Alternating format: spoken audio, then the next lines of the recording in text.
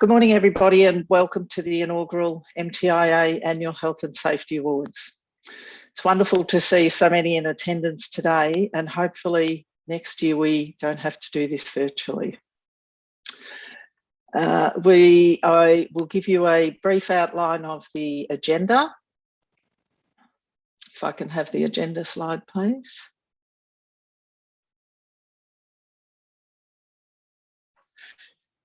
I'm going to take you through briefly through the award assessment criteria.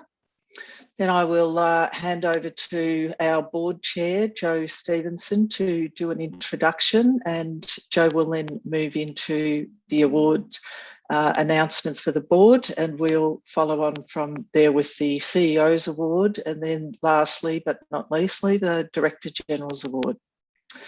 After the announcement of each winner, I'll ask the relevant project office director safety to talk to the winning leading safety practice to outline some of the key features of the initiative. Before we lead into the introduction, I'd just like to highlight that our board has been foundational in the establishment of this annual awards program. Our board recognised the need to support and promote proactive, positive health and safety initiatives associated with our delivery program. As a result of their request in late 2019, I was asked to develop a program, and with everyone's assistance, we will continue to refine and evolve this awards program over the coming years. Finally, as you will all appreciate, there is a lot of background effort and work that goes into the development of the award program and also the presentation today. And I would just like to provide a big shout out to Katie and my team, who has been involved in designing the branding, procuring the award plaques, which hopefully we'll all get to be able to see sometime soon in our offices. And also to Nigel in my team, who is driving this webinar and has also supported with some further work on the presentation you'll see today. We can move to the award assessment criteria. There are 3 awards, as you may or may not be aware. There is a program-wide award, which is the board's award. There is the CEO's Health and Safety Delivery Award, and then there is the Director General's Innovation Award. Each of these awards is assessed against a general scoring criteria.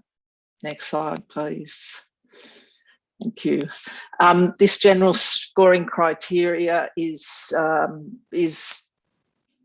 standard across the 3 award assessments. So our assessment panels for each of the categories has used this to mark up each leading safety publication. Then we lead in then to some specific criteria for each of the award categories. If I can just have the next slide up. So the first one is the program award category. That's a solution for potential program-wide adoption and benefits. Next slide, thank you. The CEO's Delivery Safety Award is looking at improved outcomes for project delivery opportunities. So there's a number of criteria they're assessed against in that area. And then finally, the Innovation Award, which is the Director General's. It's a solution that is considered innovative and future focused. Thank you. Now, without further ado, please warmly welcome our Major Transport Infrastructure Board Chair, Jo Stevenson, who will officially open our presentation and also then move into the first award announcement for the board's category. Thank you, Jo.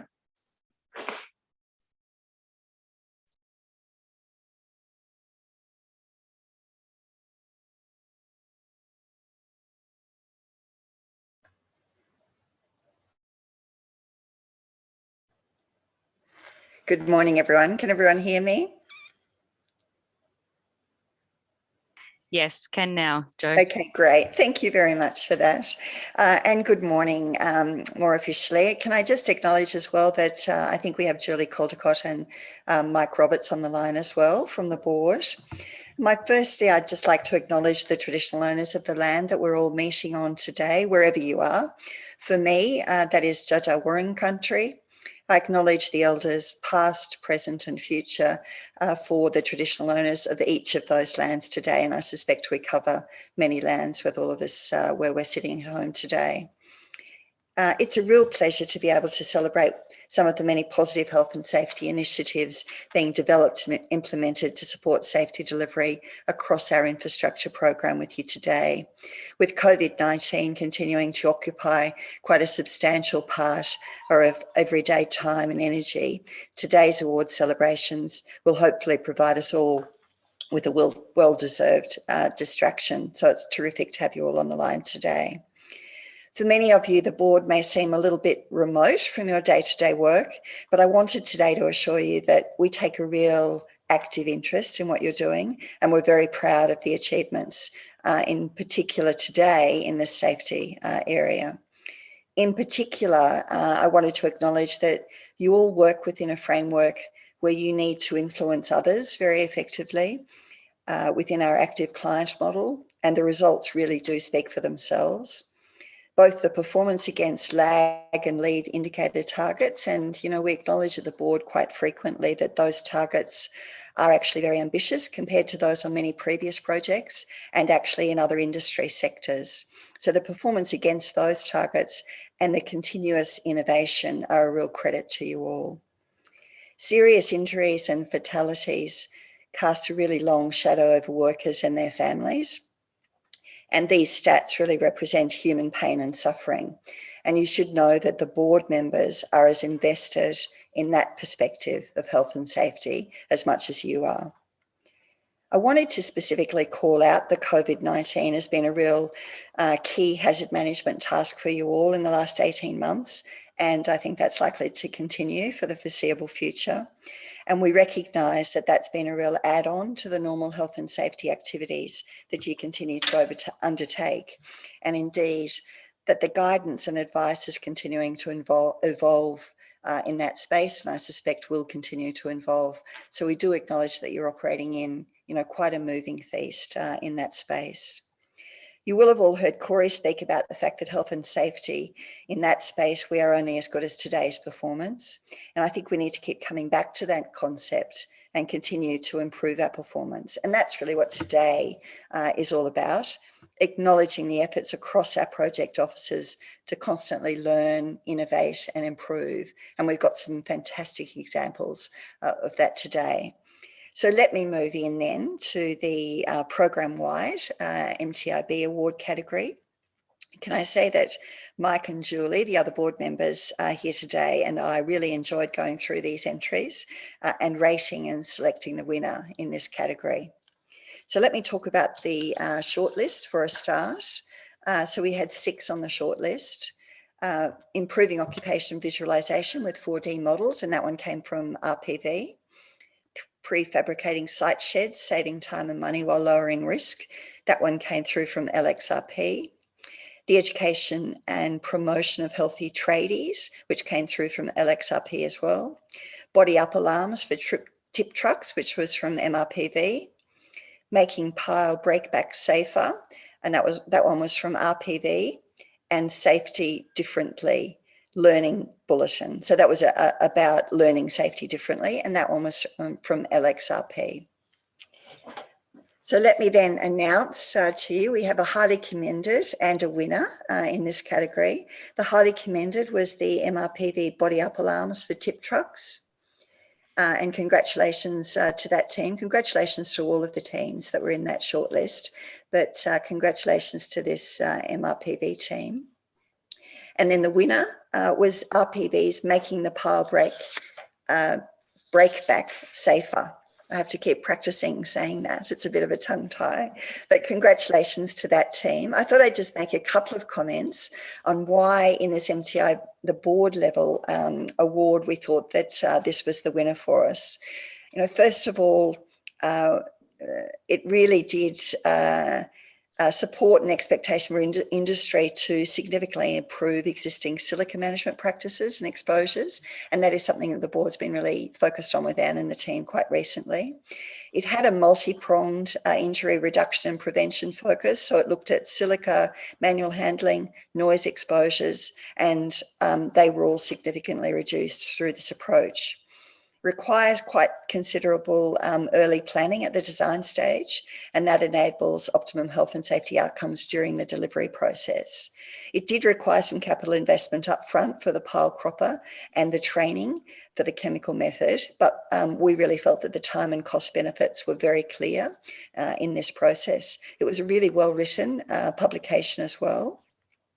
And probably very importantly from the board perspective, it could easily be adopted program-wide, both across rail and road, and a particular area of focus for us in terms of making sure that this was a proposition that could be across the whole program.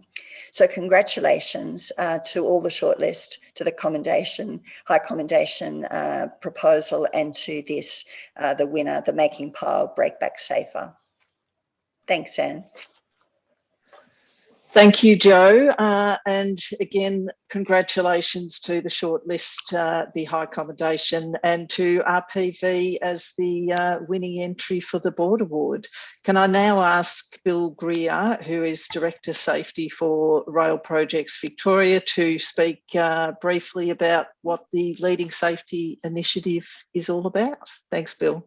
Great, thanks, Anne. This is a great surprise, and I really appreciate it. And I'm very confident that RIA will be absolutely stoked to get it. I just want to go out on a limb and just thank the team at ODG for getting these awards together.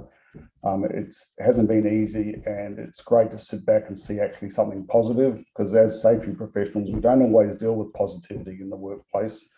And as of recent, we've dealt with a number of issues, and that COVID is causing us a number of issues around the network. But it's great that ODG and Anne and the team, Ian, Katie and Nigel and everyone else has put this together. And also I want to thank the board for their endorsement to get this happening, because recognition goes a long way. And as Joe has said, we're out there in the middle of it, making sure that our contractors are doing the right things. So positivity goes a long way. So once again, thanks ODG, and thank the board for their support.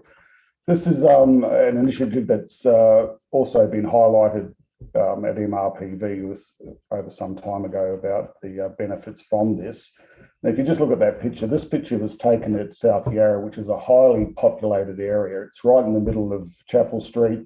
We've got overducts from Toorak Road and all the other areas. So the site itself generates a lot of noise and dust, and you can't see it, but either side of that there's residents and apartment buildings there. So this breakback model that they've used on RIA not only saved a lot of noise and a lot of exposure to silica, it also provided a great opportunity to remove people from the workplace. Now, for those of you interstate, you mightn't understand, but Melbourne, it rains a lot, and that photo there must have been on a good day, because normally the whole area around the poles are full of mud, slimy, slippery places. So you're removing the people from working in that environment, you're removing the silica environment, you're removing the manual handling environment, and the financial commitment by RIA, which is commendable, has rolled across to their other projects down at South Kensington and any other projects along the Sunbury corridor. So, Joe Agar, Steve Villala, Damien Brizzy and Pete Wilkinson and the team, Barb Ty, Olga and the rest of the safety teams have done a great job there. Because this is a fishbowl site, and I literally mean it as a fishbowl site, you can look around every corner of it. We had a lot of engagement from the regulators and the union representatives, and pleasantly to say that this process has restricted and eliminated the need for any major disputes with the regulator or the unions on silica and manual handling. So once again, thank you to the board, thank you to ODG, and most of all, thank you to RIA and the team there for putting this forward and making our industry a lot better. So thanks, Anne. Thanks, Joe. Thanks, Bill. Congratulations. And on the screen for you to see at the moment is your award plaque that will be available to keep until we announce the 2021 winners. They are all sitting in my office, and I saw a visual of them a couple of days ago, and they are rather large. So well done, and keep up the good work. Thank you. It now gives me great pleasure to introduce North East Link Project Office CEO, Duncan Elliott. Duncan is talking on behalf of all our 5 CEOs to make the announcement for the CEO Delivery Award. Thank you, Duncan. Thanks, Anne. Good morning, everyone. And it is a great honour and privilege to be presenting this on behalf of the other CEOs. And we did get together to assess these nominations and have a bit of a discussion about the year that's just passed, and really has been, as Joe and Bill have both said, really incredibly challenging, both from a team perspective, but also from a site management perspective. And I know Corey and the team very proud of how these works have been able to be continued in such a challenging environment. And certainly at North East Link, we had a direct involvement in a case, and the way that the site managed that and dealt with it was very very impressive. I think it's been a real, whilst it's been a very challenging year, I think it's been one that's probably brought the industry, MTIA and the unions closer together and focused on a common goal here to keep the industry tracking along. And I think the results obviously speak for themselves there. The obvious opportunity here for me in terms of this award is really to leverage the learnings that each of the projects have had and been able to test, and then being able to share those across the program for the ongoing benefit of all. So really pleased to talk about today's nominations, and here they are. So the first one is the no drill handrails, so put forward by LXRP. We also had a campaign that was run out of LXRP on Safe Not Silent, so really focused on speaking up about safety issues. We had the LXRP Toolbox Spotter. We had the challenges that MRPV had to experience with the Chugomoma Bridge and managing cross-border OH&S incident management. Also MRPV's LiDAR sensor. Another one from MRPV, the MTIA surveyor robot. The one we've just heard about from RPV. We had a North East Link encouraging speed limit compliance using a roadquake technology. And that's the list. So the High Commendation Award goes to MRPV's MATI, the tiny surveyor robot, which was piloted on the M80 project. A fantastic introduction of robotics into the work zone, and we, as a group, we really saw the opportunity this might deliver for broader application on other aspects of the works. Obviously, it removed operators from a live traffic environment. Also, this particular one was doing line marking setouts. Obviously, reduced the bending down of staff on the site. Pretty low cost, very short setup time, and certainly could be used over a fairly long duration. So we really valued the opportunity here to eliminate human error, rework, and to to ultimately reduce the amount of traffic management and lane closure impacts on the network. So well done to the MRPV team on mating. And then we move to the overall winner, which in this case goes to LXRP's Toolbox Spotter. So this was another very positive example of technology, blending with engineering to control and minimise harm on sites. Very broad application we saw across all plant and equipment, easy to install, designed and built locally. Obviously increased assurances for plant operators and obviously safety for those working around the plant. It's got fantastic analytics capability to support ongoing learning and adaptive use in the environment. And we saw the opportunity for this to be applied across all MTIA projects. So congratulations to LXRP on the Toolbox Spotter. Thanks, Duncan. Congratulations to all the shortlist, the high commendation and also the winner, Level Crossings Toolbox Spotter. I'll now introduce Neil Isles, who's the Acting Level Crossings Program Project Office Director Safety, to talk to Toolbox Spotter. Thanks, Neil. Oh, thank you, Anne. Duncan, it's it's a fantastic honour to receive this award. Firstly, really like to send congratulations back to the Southeast Program Alliance team and who have pioneered this technology, and I think it's a testament to them that it's already being used by some of our stakeholders and several of our other program alliances at the moment, just as a testament to how the benefits it provides and how robust it is. It's as Duncan said, it's got some fantastic utility and some great capability to address what is for us one of our major program-wide risks, and that is, you know, keeping plant and people separated. So it's a great great honour to receive this award, and for something that I think is really going north in terms of its application across our program, and really making a positive contribution to reduce the risk of plant-people interaction.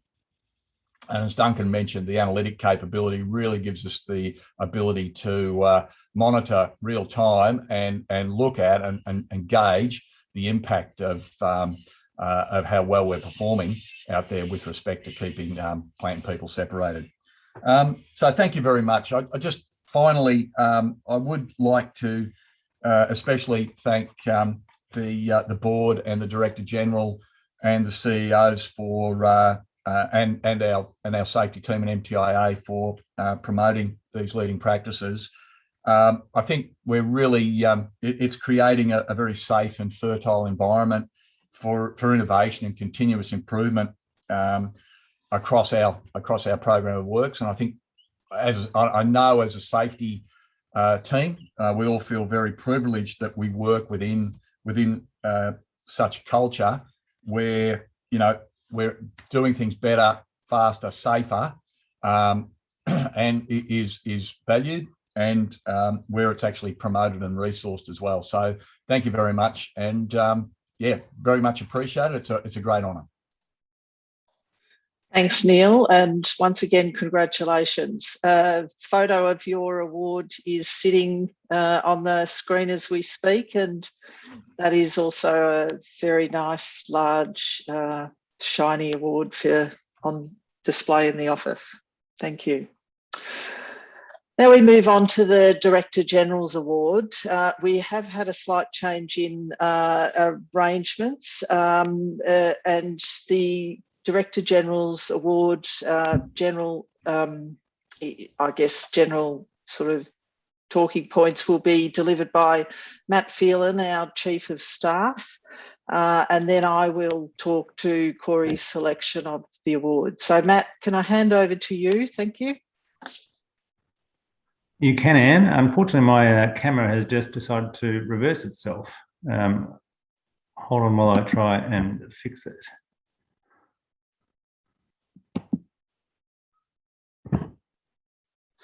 What book are you reading, Matt? It's a wonderful children's book called The Orchard Underground. Lovely. I know my technological skills are going to evade me now, Anne, unfortunately. So I might just, rather than keeping around waiting. As Anne said, unfortunately, Corey can't be with us all today, and he's happy for me to share with you why. I was out in the car on Sunday afternoon, and Corey called, and he said, I have a major safety crisis. And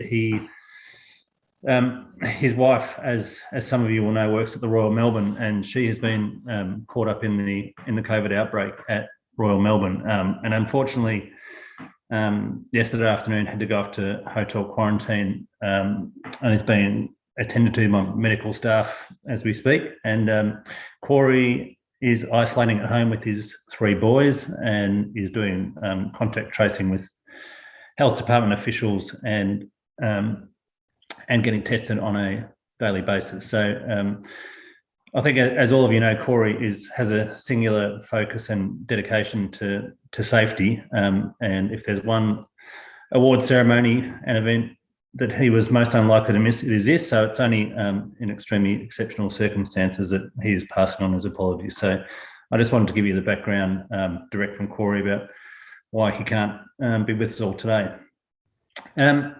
It's fantastic that this award ceremony is taking place. As I said, as you know, I'm sure all of you do have personal experience of Corey's singular focus on safety.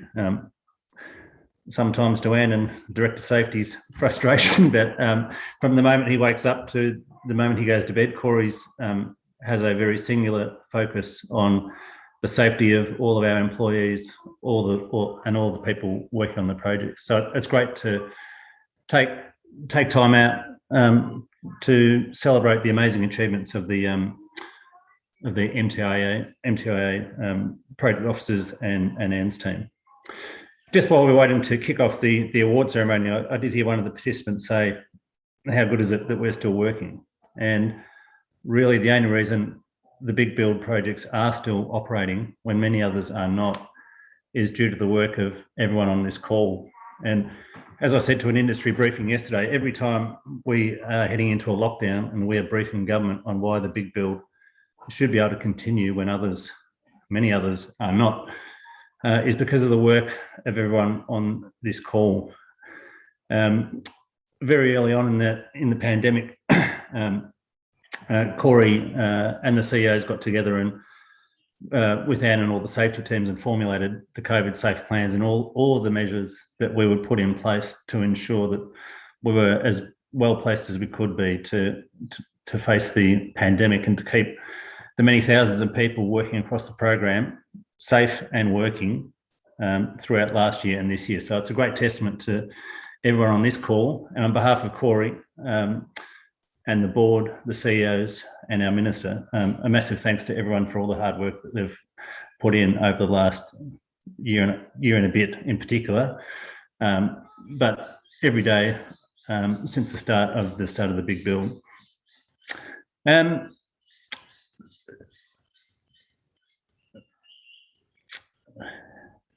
before I'll hand back to Anne just to go through the actual nominations and Corey's personal favourite, which took out the award. But yeah, just a final message from Corey that he wanted me to pass on, that as I know you all know, it's up to everyone, as we do every day, to remain vigilant and to keep the big build going in a safe manner.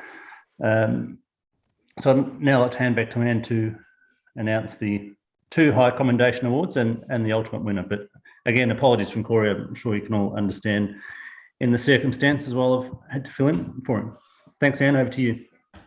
Thanks, Matt, and thanks very much for stepping into a piece of work that isn't easy to sort of hand over and articulate as well as you did, as well as having some camera problems as well. I guess on behalf of everyone in this presentation, we certainly wish Corey, his wife and his family all the best in this difficult time. And I think we're all thinking of him, and we also appreciate that, you know, this virus is not discriminatory, and that, you know, we're only one step away from being in a similar circumstance to Corey. So any limit of movement is extremely important at this precarious time. So over to the awards. It gives me great pleasure on behalf of Corey to talk to the Innovation Award. Our shortlist, if someone can click the slides, we'll go through. One thing, while the slides are loading up for the shortlist is loading up on the screen, just wanted to highlight that there are a number of leading safety practices that were I guess qualified for assessment on more than one category. So, you know, you will see some of these repeat. Probably one of Corey's difficult pieces was that most of the awards you see on the short list at the moment were also on the other short list for the two previous categories. So there's a learning in some of this that we will take to continue to evolve the award. Corey's biggest dilemma, and I sat with him and supported him while he was making an assessment of the high commendation and the winning award, was that he wanted to give the award to all three on his short list. We came up with a compromise and decided to give two high commendation awards to this category. And then it came down to what was Corey's personal choice for the winning award. So I will now move to the high commendation nominations, please. So the first high commendation goes to Level Crossing Project's non-drill handrails initiative. This is something that this was one of our first leading safety practice publications, and continues to be an initiative that has great use and capacity over, you know, most projects really. The second high commendation goes to Level Crossing's Toolbox Spotter. And again, I think you'll understand the importance of that based on the previous award category success. So congratulations to these two high commendation nominations. They were very line ball with the decision of Corey made for the winner. So without further ado, I will advise you that the winning award goes to Northeast Program Alliance, Northeast Link Project, the secondary overhead protection for scissor type mobile elevated work platform units. Congratulations to Northeast Link Project Office, and also the Early Works team that helped develop and implement this initiative. The selection of the winner personally resonated with Corey. Whilst it is not particularly innovative, you may think, nor is it the newest leading safety practice in the shortlist judging pack, it was, as Corey pitched it, the innovation our contractors urgently needed to adopt. Whilst Corey is well aware, Corey's view was he was well aware of a number of serious incidents that occur because of the use of elevated work platforms in various circumstances. And this initiative actually helps to resolve much of that serious injury that continues to occur in our environments.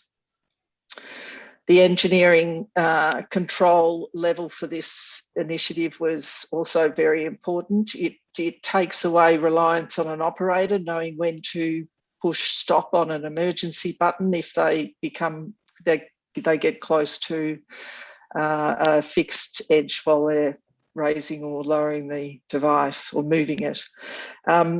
it also gives a lot more confidence for the other person that may be in the elevated work platform with the operator, that there is no reliance on the operator having to behave in a certain way. The cost benefit, I think you'll understand, is really clear. Most injuries that result from incidents involving elevated work platforms are very serious and frequently fatal. Finally, the current technology is at the moment an aftermarket installation. Corey's view was really clear that over time, if we continue to adopt this technology and initiative, that it will become a standard issue and standard kit on a purchase of a new elevated work platform. So without further ado, I will ask Marco to talk to this leading safety practice initiative, please. Congratulations, Marco. Thank you, Anne. Yeah, quite excited for us to be able to win this. Wasn't expected, which is always good to be recognised. I'd like to take it back probably three or 4 years, as you mentioned, that this is an industry issue. There have been multiple fatalities associated with shearing events where people have been killed and seriously injured. So whilst NALP and CPB are accepting this award, I'd like to really call out the tremendous amount of work that was done both by industry, the regulator. So 3 years ago, or even might be 4, there was a working group that was established to look at EWP incidents. That brought in manufacturers, that brought in the aftermarket companies as well. So a tremendous amount of work that's been done by multiple parties and also the principal contractors on our site. So I'd like to really acknowledge that, and also too, just to call out that this initiative is also being used on other MTIA projects, which is great to see as well. Furthermore, I think it's worthwhile definitely acknowledging, calling out just how fortunate we are that the MTIA board, also ODG, and also our CEOs and relevant organisations really do set a culture where we strive to improve safety outcomes. And the mantra is that we are trying to leave in the industry in a better place than we found it. So that enables the safety team to be able to work on positive initiatives like this that ultimately save lives.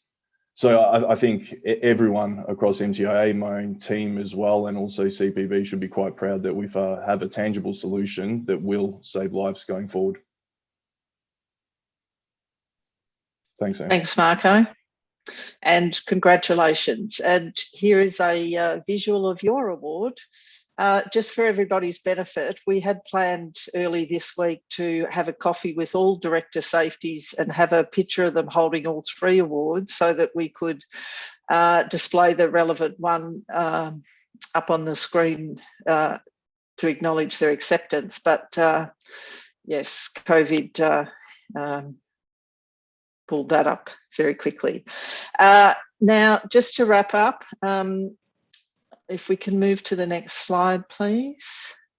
So just to highlight that these awards are very reliant on the development and publication of leading safety practices.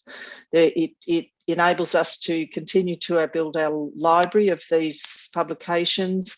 It also does not create work for the project officers in scoping an application for an award as well. So they serve a great purpose. The learnings from this first year of the awards assessment is really beneficial, and in developing new leading safety practices, you'll have a better appreciation of the focus and areas of information and effort that's required to get this one page to be singing the right song. Nigel is eagerly awaiting for to support the project officers to develop these for consideration for next year's award. So any leading practice publications developed this year will go to the 2021 awards categories. And we now have all the background plaques and everything developed. So we'll be able to land these award announcements much earlier next year. Moving on, just want to once again congratulate all the winners of today's awards. Not everybody got an award today, but the level of the level of the initiatives and the assessments identified, most were extremely close in the ratings that we received.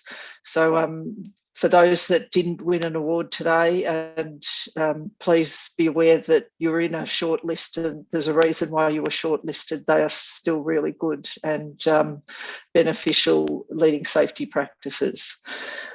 So congratulations to everyone. Again, many thanks to our board chair, Joe Stevenson, and also to Julie Caldecott and Mark Roberts for helping to the board's assessment and some preparatory work with Joe and myself earlier this week for their information feed in this session. Thank you to Duncan on behalf of the CEOs to put your hand up and participate this morning. It's greatly appreciated. And thank you so much to Matt Phelan for stepping in at the last minute and ably representing and articulating Corey's message to you all today. From my perspective, thank you to Katie and Nigel and others in my team that have helped support and present this session today. And thank you, every one of you, for your participation and attendance at today's awards. I hope it was positive. We will run a debrief session for the awards program in the coming weeks so that we can continue to refine and evolve our awards program in the coming years. So any feedback you have, positive or negative, please provide, and it will seriously be considered in our debrief session. Thanks, everyone. Have a great day. Please stay really safe COVID-wise. There is, a lot of exposure sites now, and we now all have first-hand experience of one of our own that is seriously impacted at the moment. So please be COVID safe. Thank you.